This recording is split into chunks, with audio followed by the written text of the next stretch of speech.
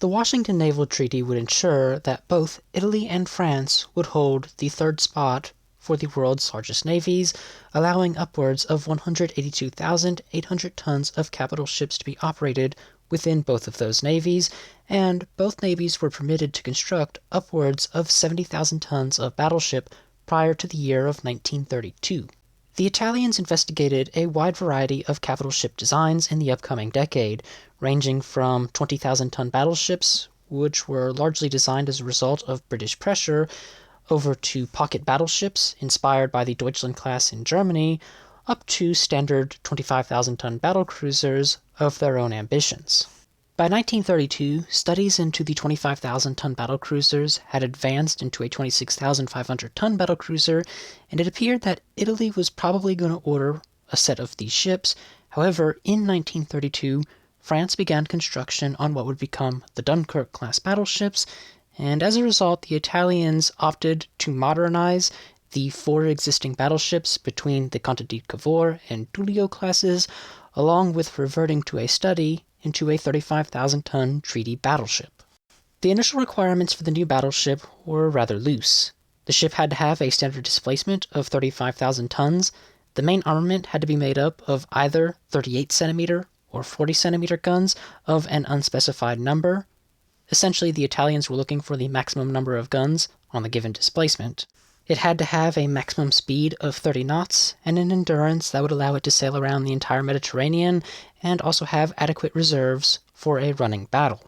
Its armor protection had to be capable of withstanding its own main battery guns from a standard firing range of 18,500 to 27,500 meters. The torpedo defense system had to be capable of withstanding a 350 kilogram TNT charge. Typically, when designing a new class of battleship, a navy would look back on the preceding class of battleship, but in the case of the Italians, the preceding class had not been completed as it was cancelled as a result of the Washington Naval Treaty, with the hull being scrapped, and that meant that the Giulio and Andrea Doria were the most modern battleships the Italians had, and they were by that point nearly 2 decades old, meaning they offered no value in designing a new battleship. Fortunately, the reconstruction of the Cavours and Giulios would result in ideas coming forward for how the superstructure, funnel uptakes, and anti-aircraft gun arrangement could be utilized on a new battleship design, so the older ships were not strictly useless, but for the most part they were. For hull forms and the main armament, different design teams had to be put to work in order to settle on the best compromise between offensive and defensive capabilities, along with meeting the requirements that were set forward for the design. So the hull and main armament had to be created from scratch. And as for the hull, the model basin at La Spezia would prove invaluable, as the Italians would test dozens of different hull models in order to get the best length-to-beam ratio, hull form for the best hydrodynamic and aerodynamic qualities, along with estimating the standard displacement of various hull forms ranging upwards of 48,000 tons and minimizing at 35,000 tons. Another task that the designers of the hull had to face was the torpedo defense system, and this is where the head of the hull design team came into play, the General Inspector of the Engineer Corps, Umberto Pugliese.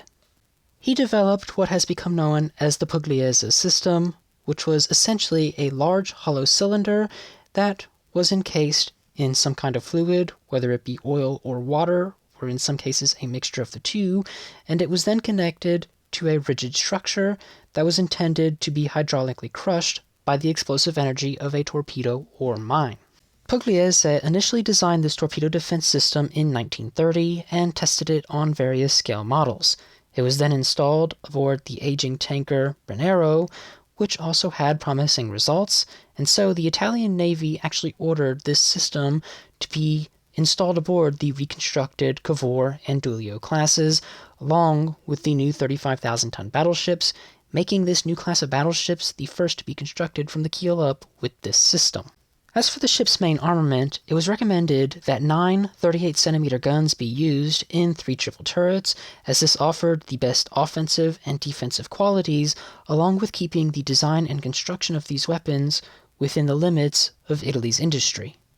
With the various investigations having been completed, a basic design was created with a standard displacement of 37,600 tons, with a full load displacement of 45,000 tons. It had an overall length of 780 feet, a beam of 108 feet, and a draft of 34 feet at full load. The ship's armament would consist of 9 15-inch 50 caliber guns in 3 triple turrets, 12 6-inch 55 caliber guns in 4 triple turrets, 12 90mm guns in single mounts, 20 37mm guns in paired groups, and 24 20mm guns in single mounts. The ship's propulsion system operated at a maximum of 128,322 shaft horsepower, giving it a speed of 30 knots with an endurance of 4,700 nautical miles at 14 knots or 3,900 nautical miles at 20 knots.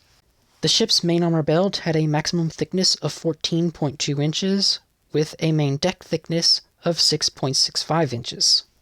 As is clear from the numbers, the ship's standard displacement was estimated to be roughly 3,000 tons greater than Italy was permitted by the Washington Naval Treaty, which would remain in effect until the end of 1936. However, in order not to sacrifice any of the qualities of the design, the Italians decided to move forward with the nearly 38,000-ton battleship in secret. The Italians would proclaim these ships to be 35,000 tons by keeping the torpedo defense system secret, since this was one of the primary components that greatly increased the displacement of the ship, as it required more beam than normal to be adequate. The first ship was laid down on the 20th of October, 1934, launched on the 25th of July, 1937, and completed on the 20th of April, 1940, being named Vittorio Veneto. The second ship was laid down on the 20th of October, 1934, launched on the 22nd of August, 1937, and completed on the 6th of May, 1940, being named Vittorio. The third ship was laid down on the 18th of September, 1938, launched on the 9th of June, 1940, and completed on the 14th of June, 1942, being named Roma. The fourth and final ship would be laid down on the 14th of May, 1938, launched on the 15th of November, 1939, and as a result of World War II, it was consistently moved around and its construction was delayed, resulting in the ship never being completed, and it was eventually sold for scrap. It was named Impero. Ultimately, these were the final battleships Italy would ever construct, and I think it can safely be stated that these were also the best of Italy's battleships. Their design was overall balanced, though, like every other battleship, they were not perfect, but ultimately they did have rather active careers in the opening years of the Second World War, tangoing down with the Royal Navy. But the story of these ships' careers are for different days. So, if you have learned something new in this video, why not leave a like and a comment down below, and have a wonderful day.